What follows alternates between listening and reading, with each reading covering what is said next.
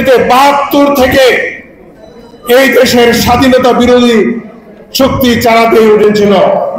তারা বিভ্রান্ত করতে চেয়েছিল যে মুক্তিযোদ্ধারা না একটি বিশেষ দল এই দেশকে স্বাধীন করেছে। কোন দল স্বাধীন করে নাই, মুক্তিযোদ্ধারা এই দেশকে স্বাধীন করেছে। আজকে আমরা এমন একটি বিষয় নিয়ে আলোচনা করছি যেটা খুবই স্পর্শকাতর।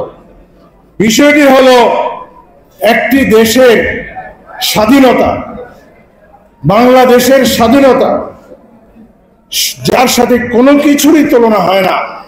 কেউ কেউ ২৪কে তার সাথে গুলিয়ে ফেলার চেষ্টা করছে। বাংলাদেশ কি ৭১-এর আগে কোনোদিন, এই বাংলাদেশের এই ভূখণ্ড ৭১-এর আগে কোনোদিন কি স্বাধীন ছিল? কোনোদিন স্বাধীন ছিল না, এবং এই স্বাধীনতা সমুন্নত থাকবে চিরকাল।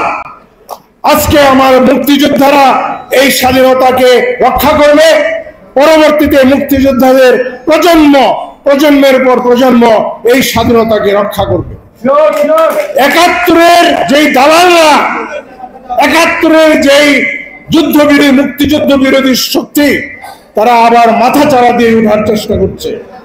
তারা বিভ্রান্ত করতে চেষ্টা করছে এই জাতিকে যে ২৪ ৭১-এর চেয়েও গুরুত্বপূর্ণ। একটি দেশ হলো প্রধান। এই দেশে বারবার থাবা দিয়েছে হায়না, কিন্তু আমরা তা প্রতিহত করেছি।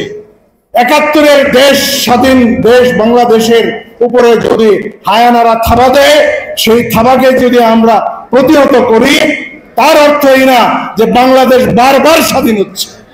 বাংলাদেশ একবারই স্বাধীন হয়েছে এবং একবারই স্বাধীন থাকবে, চিরকাল সেই স্বাধীনতা থাকবে ইনশাআল্লাহ।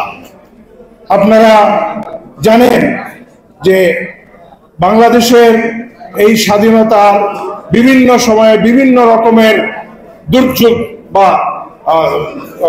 বা আক্রমণ এসছে।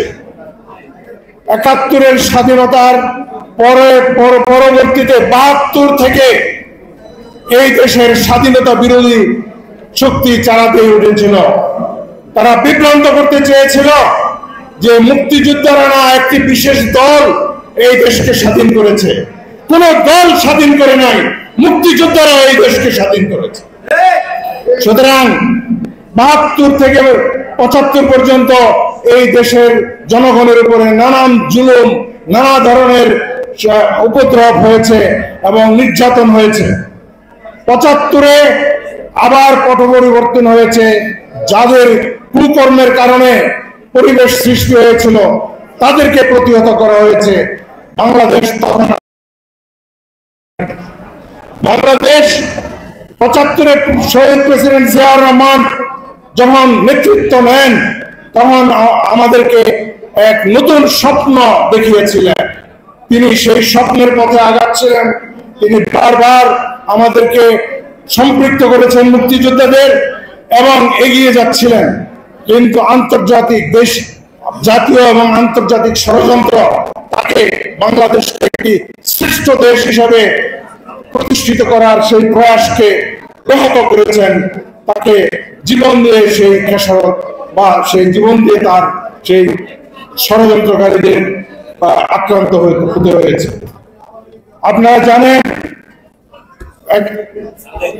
৭৫-এর পরে যে ৮১-এর আগে পরে যে অপশক্তি এসছে এই দেশে, এরশাদ আমলে আবারও মুক্তিযোদ্ধাদের এমন ব্যাহত করা হয়েছে, মুক্তিযোদ্ধাদের অধিকারকে।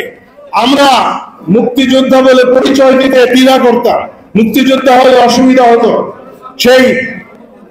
সেই স্বৈরাচার ৮১ সন থেকে ৮২ সন থেকে আবার ৯০ পর্যন্ত এই মুক্তিযোদ্ধা বিরোধী নানা ধরনের ষড়যন্ত্র করেছে, কিন্তু মুক্তিযোদ্ধারা অমলিন আছে।